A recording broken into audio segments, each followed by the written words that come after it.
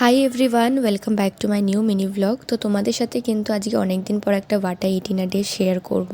তো বেসিক্যালি আমি যখন ছুটিতে বাড়ি গিয়েছিলাম তখন এটা শ্যুট করেছিলাম, তবে পোস্ট করা হয়নি, তাই আজকে তোমাদের সাথে শেয়ার করছি।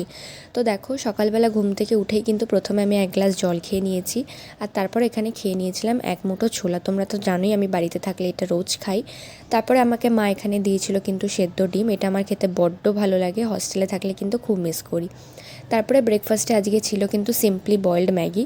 আর তারপরে চলে আসছি সোজা লাঞ্চে ছিল এক মুঠ ভাত, তারপরে ছিল কিন্তু ওল সেদ্ধ, আলু ভাজা, সব রকম দিয়ে একটা সবজি, ওদিকে ছিল কিন্তু মুগ ডাল, আর তারপরে ছিল কিন্তু পনিরের তরকারি। তো এই ভেজ থালিটা কিন্তু আমার বড্ড প্রিয়, আমার খেতে ভীষণই ভালো লাগে। তো সন্ধ্যেবেলা কিন্তু মা করেছিল এখানে পায়েস, আমি পায়েস নিয়ে এখানে বসে পড়েছিলাম। আর রাতে ছিল কিন্তু সিম্পলি আলু সেদ্ধ ভাত। তো চলো, তোমাদের ভিডিওটা কেমন লাগলো জানিও। আজকের ভিডিওটা এতটুকুই, টাটা।